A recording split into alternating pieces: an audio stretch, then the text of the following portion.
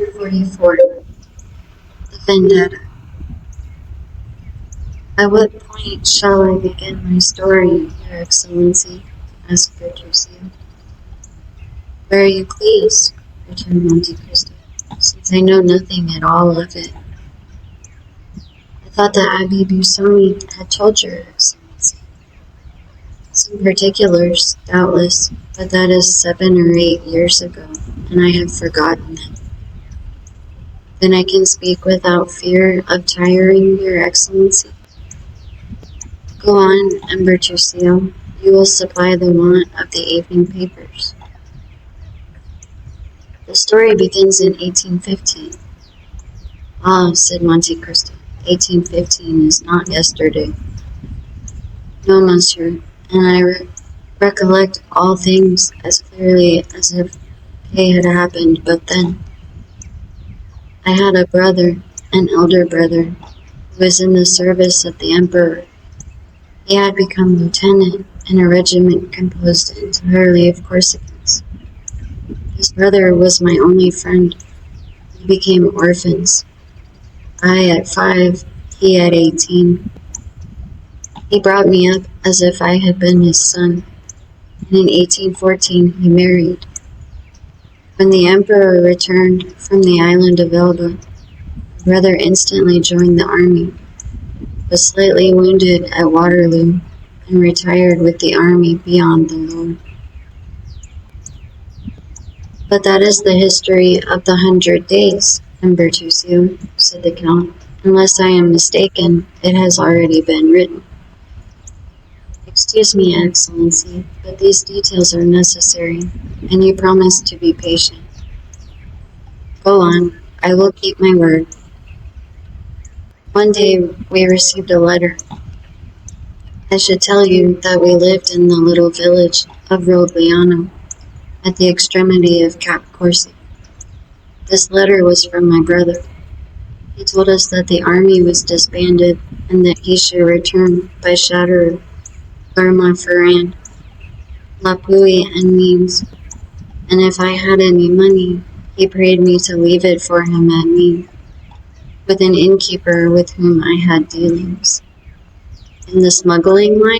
Said Monte Cristo. Ah, Your Excellency, everyone must live. Certainly, go on.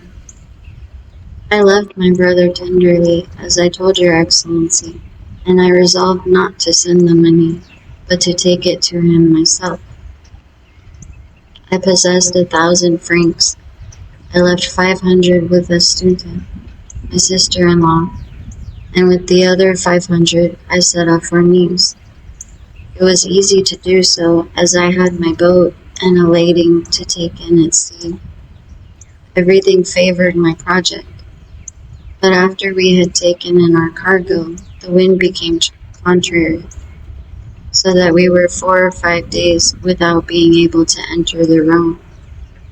At last, however, we succeeded, and worked up to Arles. I left the boat between Bellegarde and Beaucaire, and took the road to Nimes. We are getting to the story now? Yes, Your Excellency. Excuse me, but as you will see, I only tell you what is absolutely necessary.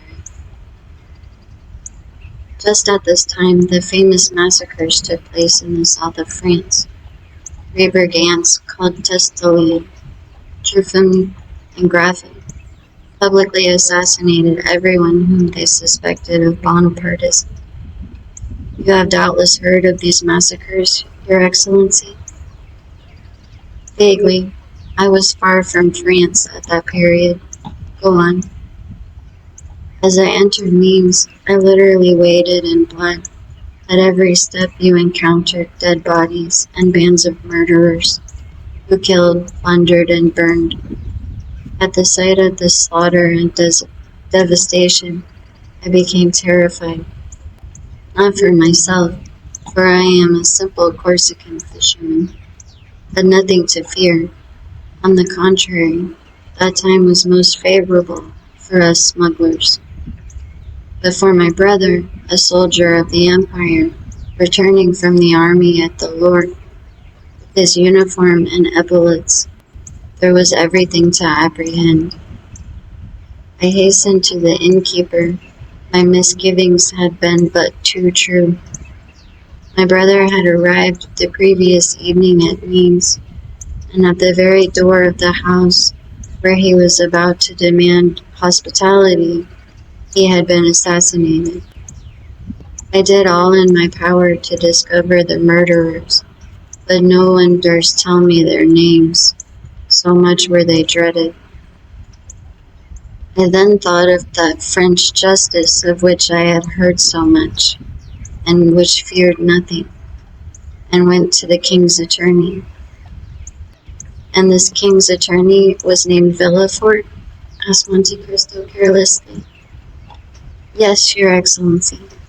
He came from Marseille, where he had been a deputy procurer.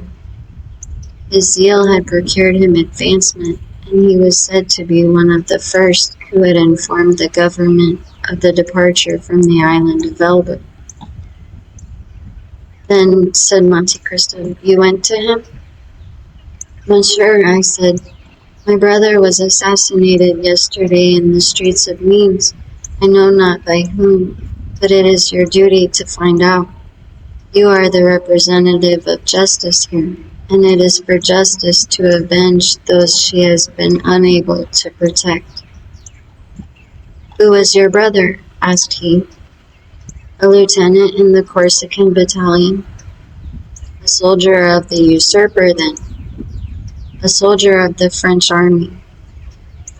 Well, replied he was smitten with the sword, and he has perished by the sword. You are mistaken, monsieur, I replied. He has perished by the poniard.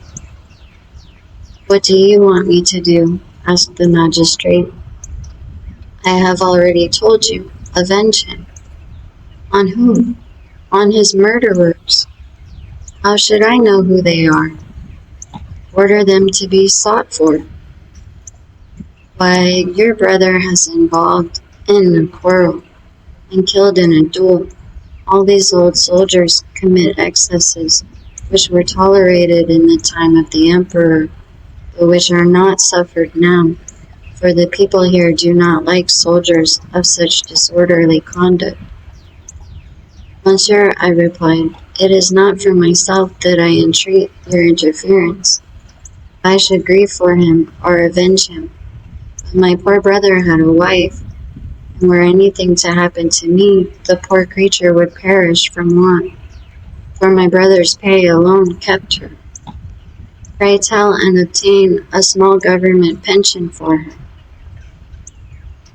Every revolution has its catastrophes, returned M. de Villefort. Your brother has been the victim of this. It is a misfortune, and government owes nothing to his family. If we are to judge by all the vengeance that the followers of the usurper exercised on the partisans of the king, when in their turn they were in power, your brother would be today, in all probability, condemned to death. What has happened is quite natural, and in conformity with the laws of reprisals.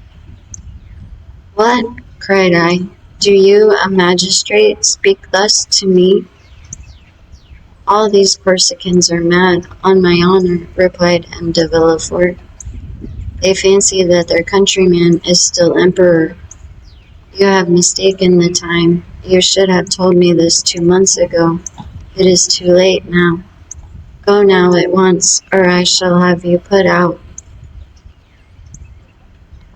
I looked at him an instant to see if there was anything to hope from further entreaty, but he was a man of stone. I approached him and said in a low voice, well, since you know the Corsicans so well, you know that they always keep their word. You think that it was a good deed to kill my brother, who was a Bonapartist, because you are a royalist? Well, I, who am a Bonapartist also, declare one thing to you, which is that I will kill you. From this moment I declare the vendetta against you. So protect yourself as well as you can, for the next time we meet, your last hour has come. and before he had recovered from his surprise, I opened the door and left the room. "Well, well," said Monte Cristo. "Such an innocent-looking person as you are to do those things, and Bertuccio, and to a king's attorney at that. But what did he know what was meant by the terrible word vendetta? He knew so well that from that moment he shut himself in his house and never went out unattended, seeking me high and low. Fortunately, I was so well concealed that he could not find me. Then he became alarmed and dared not stay any longer at Nimes, so he solicited a change of residence, and as he was in reality very influential, he was nominated to Versailles.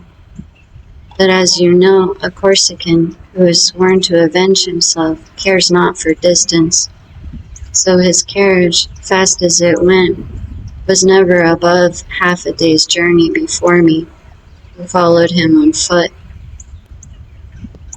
The most important thing was not to kill him only, for I had an opportunity of doing so 100 times, but to kill him without being discovered, at least without being arrested.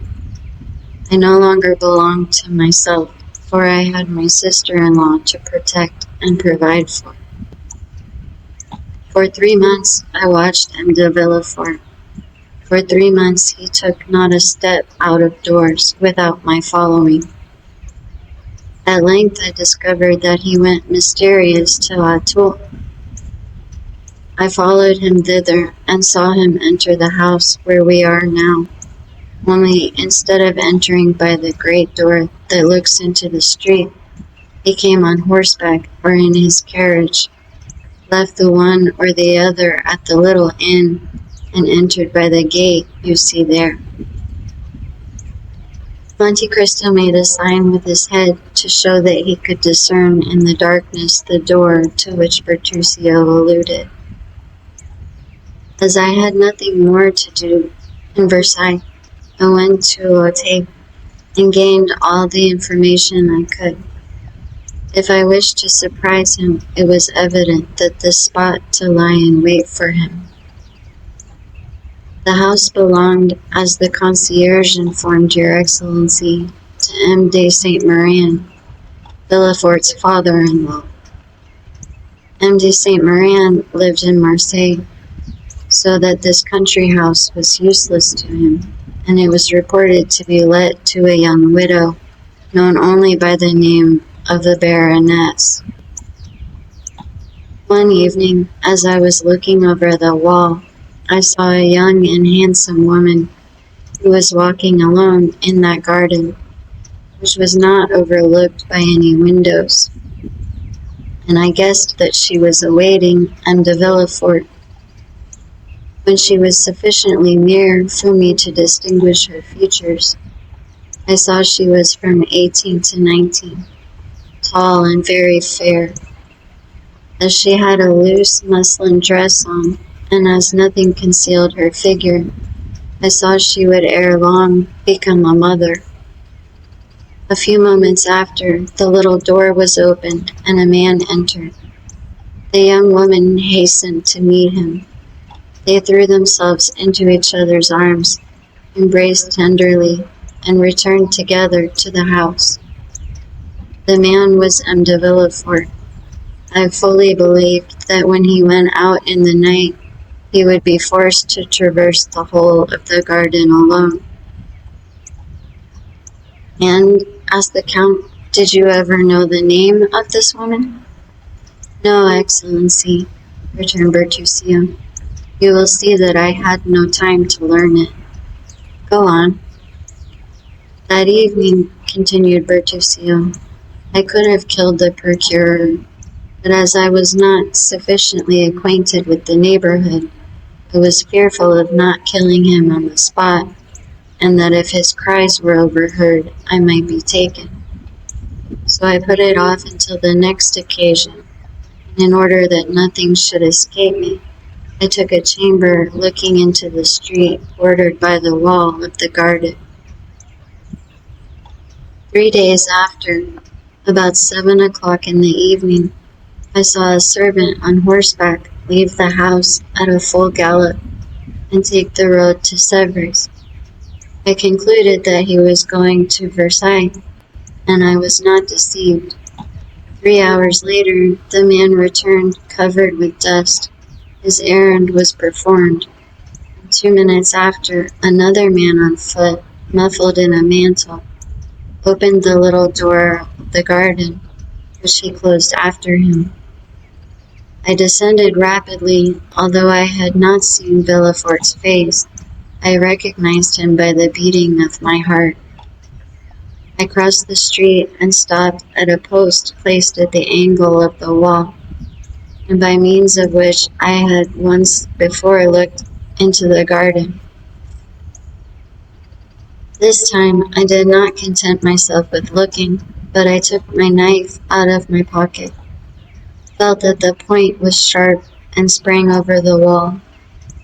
My first care was to run to the door. He had left the key in it, taking the simple precaution of turning it twice in the lock. Nothing, then, prevented my escape by this means. I examined the grounds. The garden was long and narrow. A stretch of smooth turf extended down the middle, and at the corners were clumps of trees with thick and massy foliage that made a background for the shrubs and flowers. In order to go from the door to the house, or from the house to the door, M. de Villefort would be obliged to pass by one of these clumps of trees. It was the end of September. The wind blew violently. The faint glimpses of the pale moon, hidden momentarily by masses of dark clouds that were sweeping across the sky, whitened the gravel walks that led to the house, but were unable to pierce the obscurity of the thick shrubberies, in which a man could conceal himself without any fear of discovery. I hid myself in the one nearest to the path Villefort must take, and scarcely was I there when, amidst the gusts of wind, I fancy I heard groans. But you know, or rather you do not know, Your Excellency, that he who is about to commit an assassination fancies that he hears low cries perpetually ringing in his ears. 2 hours passed thus, during which I imagine I heard moans repeatedly. Midnight struck. As the last stroke died away, I saw a faint light shine through the windows of the private staircase by which we have just descended. The door opened, and the man in the mantle appeared. The terrible moment had come, but I had so long been prepared for it that my heart did not fail in the least. I drew my knife from my pocket again, opened it, and made ready to strike. The man in the mantle advanced towards me, but as he drew near, I saw that he had a weapon in his hand. I was afraid not of a struggle, but of a failure. When he was only a few paces from me, I saw that what I had taken for a weapon was only a spade. I was still unable to divine for what reason M. de Villefort had the spade in his hand, when he stopped close to the thicket where I was, glanced round, and began to dig a hole in the earth. I then perceived that he was hiding something under his mantle, which he had laid on the grass in order to dig more freely. Then I confess curiosity mingled with hatred. I wished to see what Villefort was going to do there, and I remained motionless, holding my breath. Then an idea crossed my mind, which was confirmed when I saw the procureur lift from under his mantle a box, 2 feet long and 8 inches deep.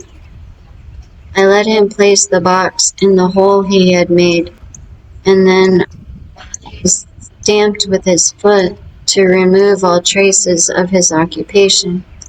I rushed on him and plunged my knife into his breast, exclaiming, "I am Giovanni Bertuccio, thy death for my brothers, thy treasure for his widow.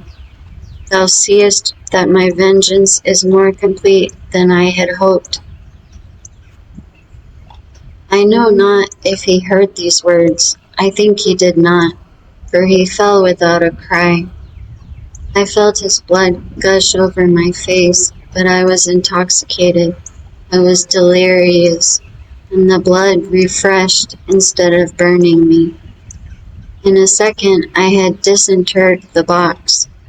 Then, that it might not be known I had done so, I filled up the hole, threw the spade over the wall, and rushed through the door, which I double-locked, carrying off the key. "Ah," said Monte Cristo, "it seems to me this was nothing but murder and robbery." "No, Your Excellency," returned Bertuccio. "It was a vendetta followed by restitution." "And was the sum a large one?" "It was not money." "Ah, I recollect," replied the Count. "Did you not say something of an infant?"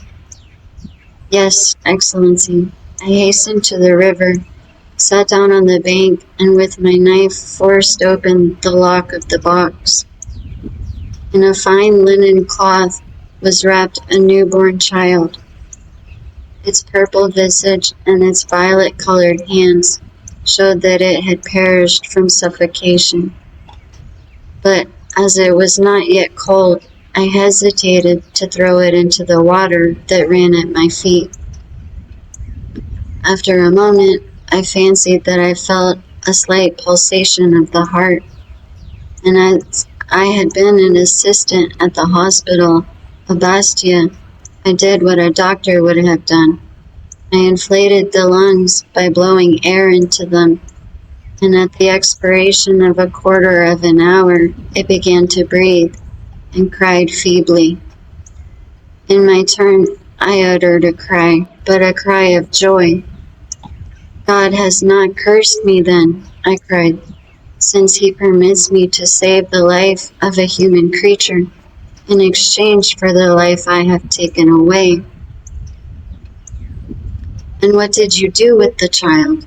asked Monte Cristo. It was an embarrassing load for a man seeking to escape. I had not for a moment the idea of keeping it, but I knew that at Paris there was an asylum where they received such creatures. As I passed the city gates, I declared that I had found the child on the road, and I inquired where the asylum was. The box confirmed my statement. The linen proved that the infant belonged to wealthy parents. The blood with which I was covered might have been preceded by the child as well as from anyone else.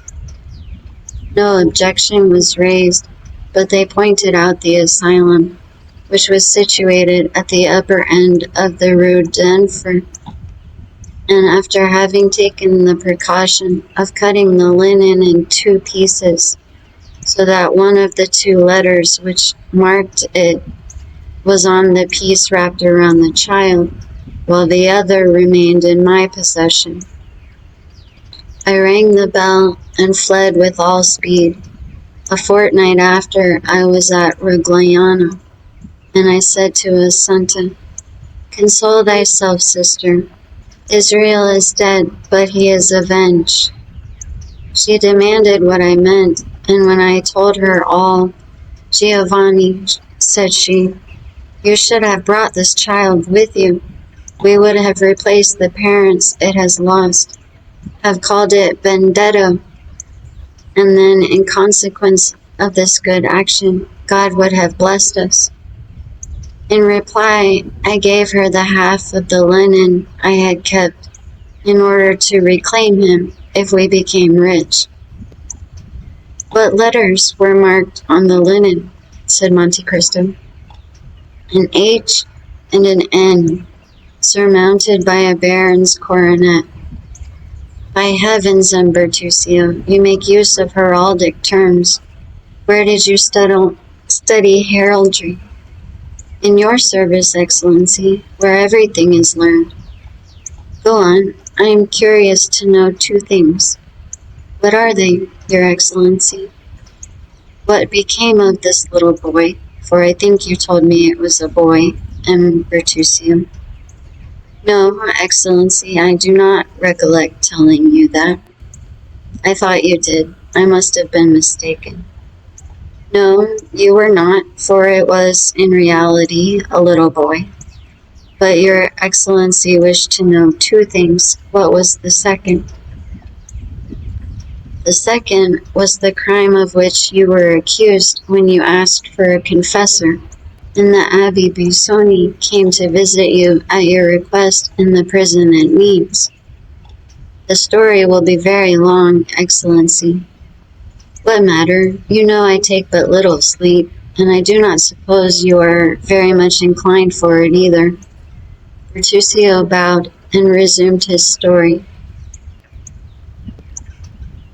Partly to drown the recollections of the past that haunted me, partly to supply the wants of the poor widow, I eagerly returned to my trade of smuggler, which had become more easy since that relaxation of the laws which always follows a revolution.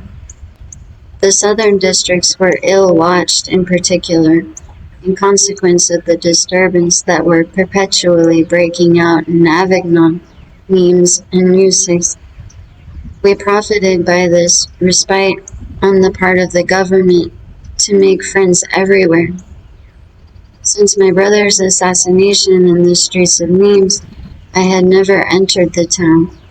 The result was that the innkeeper with whom we were connected, seeing that we would no longer come to him, was forced to come to us, and had established a branch to his inn on the road from Bellegarde to Beaucaire, at the sign of the Pont du Gard.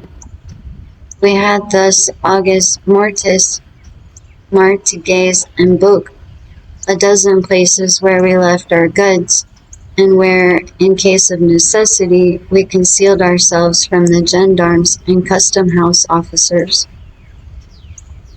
Smuggling is a profitable trade when a certain degree of vigor and intelligence is employed.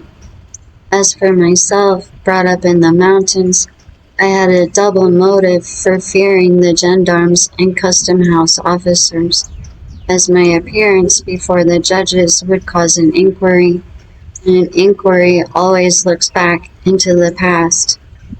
And in my past life, they might find something far more grave than the selling of smuggled cigars or barrels of brandy without a permit.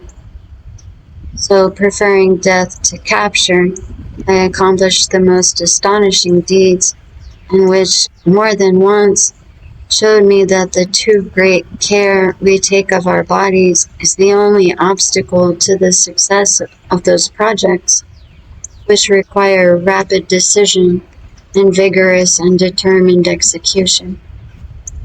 In reality, when you have once devoted your life to your enterprises, you are no longer the equal of other men, or rather, other men are no longer your equals, and whosoever has taken this resolution feels his strength and resources doubled. Philosophy, Bertuccio, interrupted the Count. You have done a little of everything in your life. Oh, Excellency. No, but philosophy at 10:30 at night is somewhat late. Yet I have no other observation to make, for what you say is correct, which is more than can be said for all philosophy. My journeys became more and more extensive and more productive. Assunta took care of all, and our little fortune increased. One day I was setting off on an expedition. Go, said she. At your return, I will give you a surprise. I questioned her, but in vain. She would tell me nothing, and I departed. Our expedition lasted nearly 6 weeks. We had been to Lucca to take in oil, to Leghorn for English cottons, and we ran our cargo without opposition, and returned home full of joy. When I entered the house, the first thing I beheld in the middle of Assunta's chamber was a cradle that might be called sumptuous compared to the rest of the furniture, and in it a baby 7 or 8 months old. I uttered a cry of joy. The only moments of sadness I had known since the assassination of the procurer were caused by the recollection that I had abandoned this child. For the assassination itself, I had never felt any remorse. Poor Assunta had guessed all. She had profited by my absence, and furnished with the half of the linen, and having written down the day and hour at which I had deposited the child at the asylum, had set off for Paris, and had reclaimed it. No objection was raised, and the infant was given up to her. I confess, Your Excellency, when I saw this poor creature sleeping peacefully in its cradle, I felt my eyes filled with tears. Ah, Assunta, cried I, you are an excellent woman, and heaven will bless you. This, said Monte Cristo, is less correct than your philosophy. It is only faith. Alas, Your Excellency is right, replied Bertuccio. God made this infant the instrument of our punishment. Never did a perverse nature declare itself more prematurely, and yet it was not owing to any his fault in his bringing up. He was a most lovely child, with large blue eyes of that deep color that harmonizes so well with the blonde complexion. Only his hair, which was too light, gave his face a most singular expression, and added to the vivacity of his look and the malice of his smile. Unfortunately, there is a proverb which says that red is either altogether good or altogether bad. The proverb was but too correct as regarded Benedetto, and even in his infancy he manifested the worst disposition. It is true that the indulgence of his foster mother encouraged him. This child, for whom my poor sister would go to the town 5 or 6 leagues off to purchase the earliest fruit and the most tempting sweetmeats, preferred to Palma grapes or Genoese preserves, the chestnuts stolen from a neighbor's orchard, or the dried apples in his loft, when he could eat as well as the nuts and apples that grew in my garden.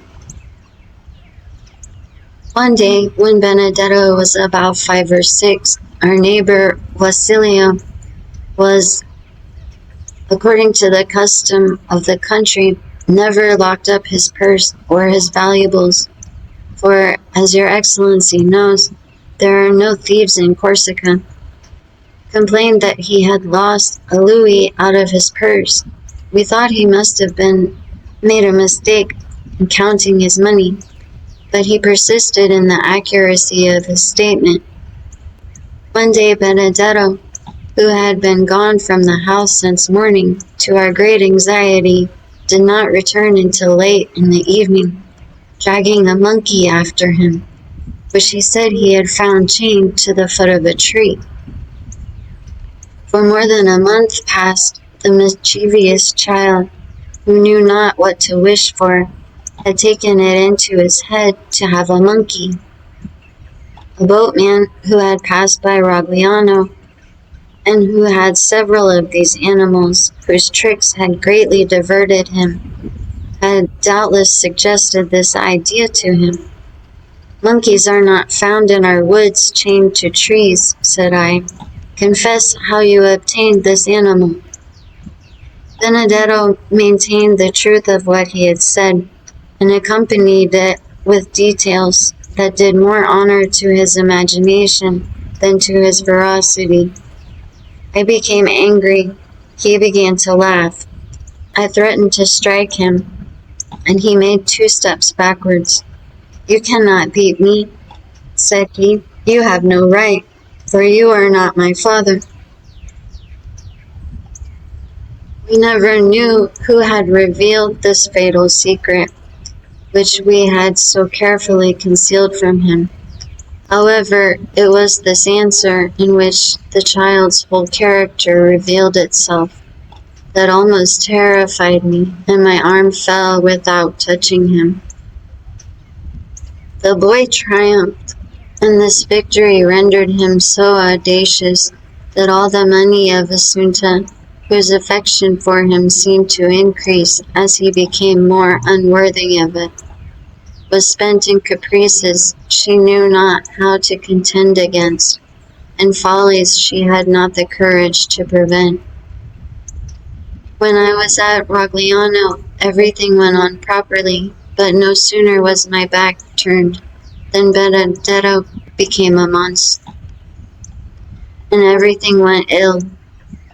When he was only 11, he chose his companions from among the men of 18 or 20, the worst characters in Bastia, or indeed in Corsica, and they had already, for some mischievous pranks, been several times threatened with a prosecution. I became alarmed, as any prosecution might be attended with serious consequences. I was compelled at this period to leave Corsica on an important expedition.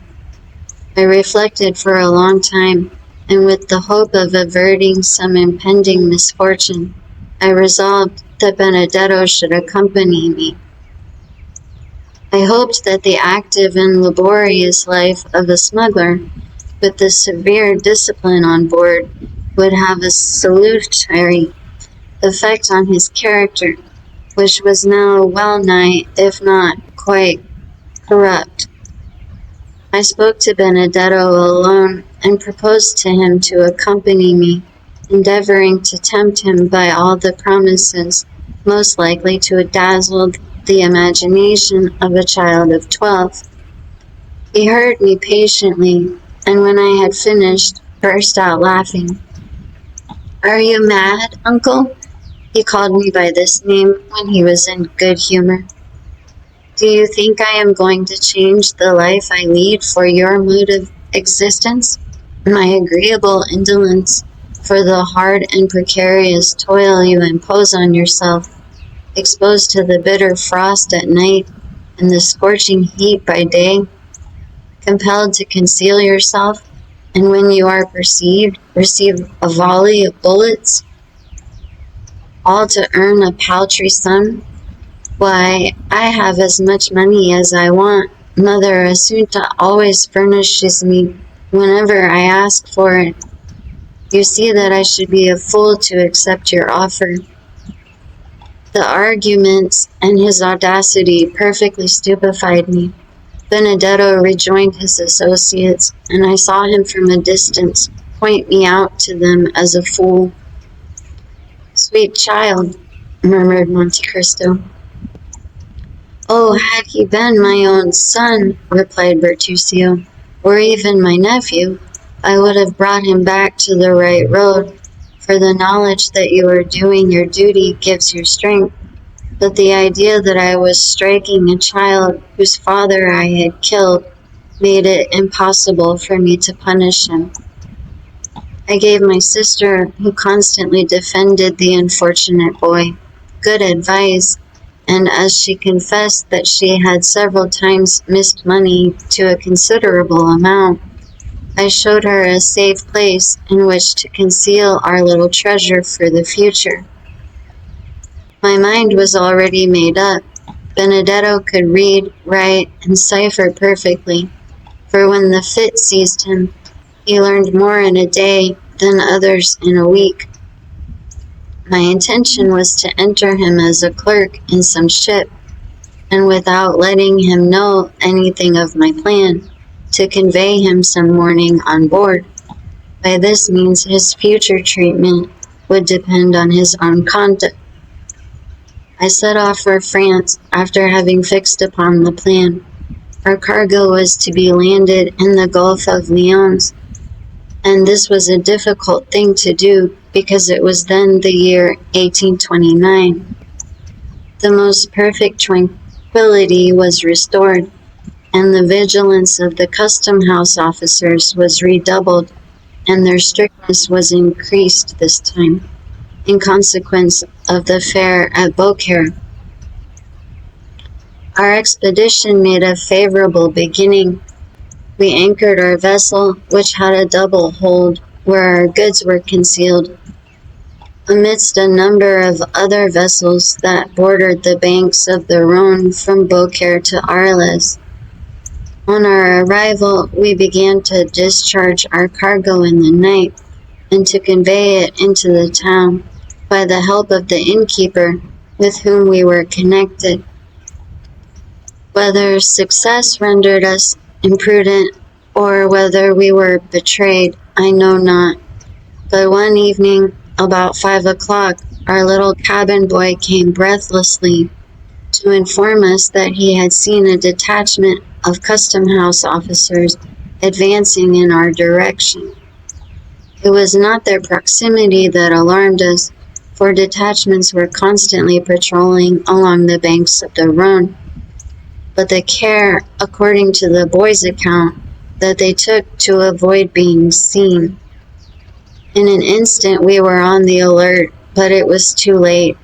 Our vessel was surrounded, and amongst the custom house officers I observed several gendarmes, and as terrified at the sight of their uniforms as I was brave at the sight of any other, I sprang into the hold, opened a port, and dropped into the river, dived, and only rose at intervals to breathe, until I reached a ditch that had recently been made from the Rhone to the canal that runs from Beaucaire to Aigues Mortes. I was now safe, for I could swim along the ditch without being seen, and I reached the canal in safety. I had designedly taken this direction. I have already told Your Excellency of an innkeeper from Nimes who had set up a little tavern on the road from Bellegarde to Beaucaire. Yes, said Monte Cristo, I perfectly recollect him. I think he was your colleague. Precisely, answered Bertuccio, but he had 7 or 8 years before this period sold his establishment to a tailor at Marseille, who, having almost ruined himself in his old trade, wished to make his fortune in another. Of course, we made the same arrangements with the new landlord that we had with the old, and it was of this man that I intended to ask shelter. What was his name? Inquired the Count, who seemed to become somewhat interested in Bertuccio's story. Gaspard Caderousse. He had married a woman from the village of Carcant, and whom we did not know by any name other than that of her village. She was suffering from malarial fever and seemed dying by inches. As for her husband, he was a strapping fellow of 40 or 45, who had more than once, in time of danger, given ample proof of his presence of mind and courage. And you say, interrupted Monte Cristo, that this took place towards the year 1829, Your Excellency. In what month? June? The beginning or the end? The evening of the 3rd. Ah, said Monte Cristo, the evening of the 3rd of June, 1829. Go on. It was from Caderousse that I intended demanding shelter, and as we never entered by the door that opened onto the road, I resolved not to break through the rule. So climbing over the garden hedge, I crept along the olive and wild fig trees. Fearing that Caderousse might have some guest, I entered a kind of shed in which I had often passed the night, and which was only separated from the inn by a partition, in which holes had been made in order to enable us to watch an opportunity of announcing our presence.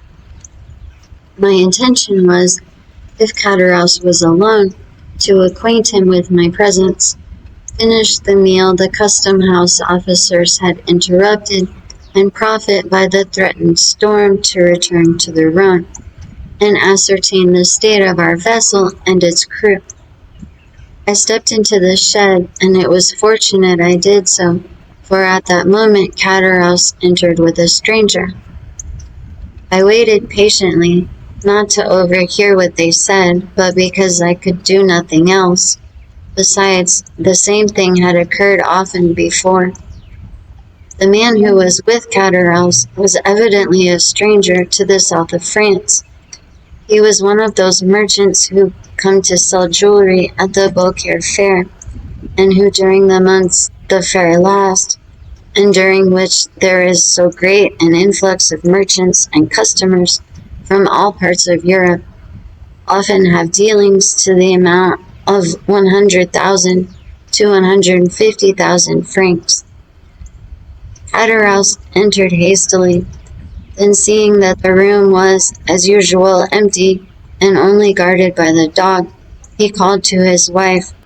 "Hello, Carcant," said he, "the worthy priest has not deceived us. The diamond is real." An exclamation of joy was heard, and the staircase creaked beneath a feeble step. "What do you say?" asked his wife, pale as death. "I say that the diamond is real, and that this gentleman, one of the first jewelers of Paris, will give us 50,000 francs for it. Only, in order to satisfy himself that it really belongs to us, he wishes you to relate to him, as I have done already, the miraculous manner in which the diamond came into our possession. In the meantime, please to sit down, monsieur, and I will fetch you some refreshment."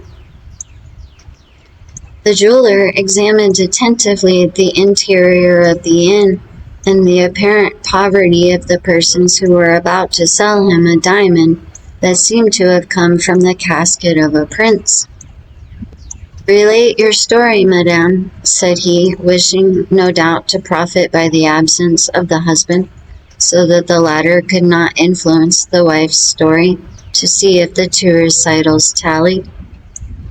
"Oh," returned she, "it was a gift of heaven. My husband was a great friend in 1814 or 1815 of a sailor named Edmond Dante. This poor fellow, whom Cataraus had not forgotten him, and at his death he bequeathed this diamond to him." "But how did he obtain it?" asked the jeweler. "Had he it before he was in prison?" "No, monsieur. It appears that in prison he made the acquaintance of a rich Englishman, and as in prison he fell sick, and Dante took the same care of him as if he had been his brother. The Englishman, when he was set free, gave this stone to Dante, who, less fortunate, died, and in his turn left it to us, and charged the excellent abbé, who is here this morning, to deliver it." "The same story," muttered the jeweler, "and improbable as it seemed at first, it may be true. There's only the price we are not agreed about." "How not agreed?" said Cataraus. "I thought we agreed for the price I asked." "That is," replied the jeweler, "I offered 40,000 francs." 40,000! cried La Carconte. "We will not part with it for that sum. The abbé told us it was worth 50,000 without the setting." "What was the abbé's name?" asked the indefatigable questioner. "The Abbé Busoni," said La Carconte. "He was a foreigner?" "An Italian from the neighborhood of Mantua, I believe." "Let me see this diamond again," replied the jeweler. The first time you are often mistaken as to the value of a stone. Cataraus took from his pocket a small case of black shagreen, opened it, and gave it to the jeweler. At the sight of the diamond, which was as large as a hazelnut, La Carconte's eyes sparkled with cupidity. "And what did you think of this fine story, eavesdropper?" said Monte Cristo. "Did you credit it?" "Yes, your excellency. I did not look on Cataraus as a bad man, and I thought him incapable of committing a crime or even a theft. That did more honor to your heart than to your experience, Bertuccio. Had you known this Edmond Dante, of whom they spoke?" "No, your excellency. I had never heard of him before, and never but once afterwards, and that was from the Abbé Busoni himself, when I saw him in the prison at Nimes." "Go on." "The jeweler took the ring, and drawing from his pocket a pair of steel pliers and a small set of copper scales, he took the stone out of its setting and weighed it carefully. 'I will give you 45,000, said he, "but not a sou more. Besides, as that is the exact value of the stone, I brought just that sum with me." "Oh, that's no matter," replied Cataraus. "I will go back with you to fetch the other 5,000 francs. "No," returned the jeweler, giving back the diamond and the ring to Cataraus. "No, it is worth no more, and I am sorry I offered so much, for the stone has a flaw in it which I had not seen. However, I will not go back on my word, and I will give 45,000. "At least replace the diamond in the ring," said La Carconte sharply. "Ah, true," replied the jeweler, and he reset the stone. "No matter," observed Cataraus, replacing the box in his pocket. "Someone else will purchase it." "Yes," continued the jeweler, "but someone else will not be so easy as I am, or content himself with the same story. It is not natural that a man like you should possess such a diamond. He will inform against you. You will have to find the Abbé Busoni, and abbés who give diamonds worth 2,000 louis are rare. The law would seize it and put you in prison. If at the end of 3 or 4 months you are set at liberty, the ring will be lost, or a false stone worth 3 francs will be given you, instead of a diamond worth 50,000 or perhaps 55,000 francs, from which you must allow that one runs considerable risk in purchasing." Cataraus and his wife looked eagerly at each other. "No," said Cataraus, "we are not rich enough to lose 5,000 francs.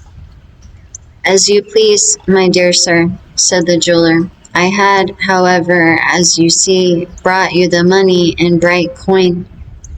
And he drew from his pocket a handful of gold, and held it sparkling before the dazzled eyes of the innkeeper, and in the other hand he held a packet of banknotes. There was evidently a severe struggle in the mind of Cataraus.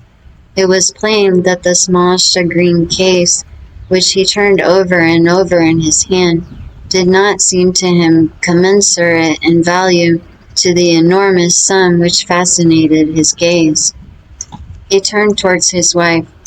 "What do you think of this?" he asked in a low voice. "Let him have it," she said. "If he returns to Beaucaire without the diamond, he will inform against us, and, as he says, who knows if we shall ever see the Abbé Busoni again? In all probability, we shall never see him." "Well then, so I will," said Cataraus. "So you may have the diamond for 45,000 francs. But my wife wants a gold chain, and I want a pair of silver buckles." The jeweler drew from his pocket a long flat box, which contained several samples of the articles demanded. "Here," he said, "I am very straightforward in my dealings. Take your choice." The woman selected a gold chain worth about 5 louis, and the husband a pair of buckles worth perhaps 15 francs. "I hope you will not complain now," said the jeweler. "The abbé told me it was worth 50,000 francs, muttered Caderousse. "Come, come, give it to me. What a strange fellow you are," said the jeweler, taking the diamond from his hand. "I give you 45,000 francs, that is 2,500 livres of income, a fortune such as I wish I had myself, and you are not satisfied." "And the 45,000 francs?" inquired Caderousse in a hoarse voice. "Where are they? Come, let us see them." "Here they are," replied the jeweler, and he counted out upon the table 15,000 francs in gold and 30,000 francs in banknotes. "Wait while I light the lamp," said La Carconte. "It is growing dark, and there may be some mistake." In fact, night had come on during this conversation, and with night the storm, which had been threatening for the last half-hour. The thunder growled in the distance, but it was apparently not heard by the jeweler, Caderousse, or La Carconte, absorbed as they were all three with the demon of gain. I myself felt a strange kind of fascination at the sight of all this gold and all these banknotes. It seemed to me that I was in a dream, and as it always happens in a dream, I felt myself riveted to the spot. Caderousse counted again and again counted the gold and the notes, then handed them to his wife, who counted and counted them again in her turn. During this time, the jeweler made the diamond play and sparkle in the lamplight, and the gem threw out jets of light which made him unmindful of those which, precursors of the storm, began to play in at the windows. "Well," inquired the jeweler, "is the cash all right?" "Yes," said Caderousse. "Give me the pocket-book, La Carconte, and find a bag somewhere." La Carconte went to a cupboard and returned with an old leathern pocket-book and a bag. From the former she took some greasy letters and put in their place the banknotes, and from the bag took 2 or 3 crowns of 6 livres each, which in all probability formed the entire fortune of the miserable couple. "There," said Caderousse, "and now, although you have wronged us of perhaps 10,000 francs, will you have your supper with us? I invite you with good will." "Thank you," replied the jeweler. "It must be getting late, and I must return to Beaucaire. My wife will be getting uneasy." He drew out his watch and exclaimed, "Morbleu! Nearly 9 o'clock. Why, I shall not get back to Beaucaire before midnight. Good night, my friends. If the Abbé Busoni should by any accident return, think of me." "In another week you have left Beaucaire," remarked Caderousse, "for the fair ends in a few days." "True, but that makes no difference. Write to me at Paris, to M. Joannes, in the Palais Royal, Arcade Pierre, number 45. I will make the journey on purpose to see him, if it is worth while." At this moment there was a tremendous clap of thunder, accompanied by a flash of lightning so vivid that it quite eclipsed the light of the lamp. "See here," exclaimed Caderousse, "you cannot think of going out in such weather as this." "Oh, I am not afraid of thunder," said the jeweler. "And then there are robbers," said La Carconte. "The road is never very safe during fair time." "Oh, as to the robbers," said Johannes, "here is something for them," and he drew from his pocket a pair of small pistols loaded to the muzzle. "Here," said he, "are dogs, who bark and bite at the same time. They are for the 2 first who shall have a longing for your diamond, friend Caderousse." Caderousse and his wife again interchanged a meaning look. It seemed as though they were both inspired at the same time with some horrible thought. "Well then, a good journey to you," said Cataraus. "Thanks," replied the jeweler. He took out his cane, which he had placed against an old cupboard, and went out. At the moment when he opened the door, such a gust of wind came in that the lamp was nearly extinguished. "Oh," said he, "this is very nice weather, and 2 leagues to go in such a storm." "Remain," said Cataraus. "You can sleep here." "Yes, do stay," added La Carconte in a tremulous voice. "We will take every care of you." "No, I must sleep at Beaucaire, so once more, good night." Cataraus followed him slowly to the threshold.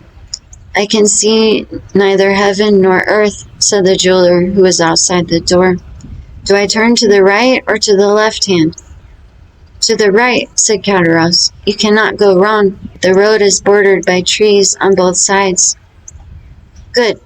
All right," said a voice almost lost in the distance. "Close the door," said La Carconte.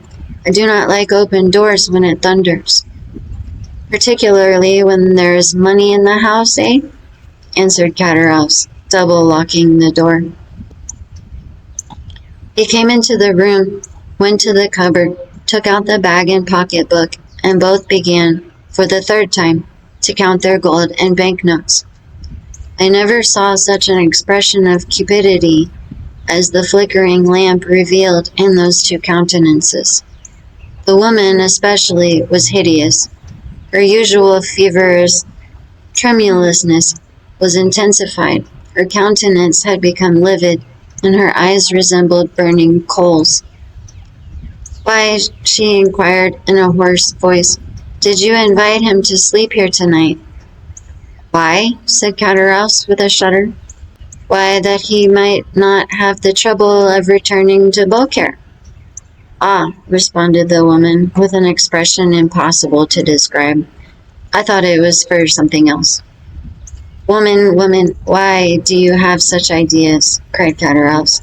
"Or if you have them, why don't you keep them to yourself?" "Well," said La Carconte, after a moment's pause, "you are not a man." "What do you mean?" asked Cataraus.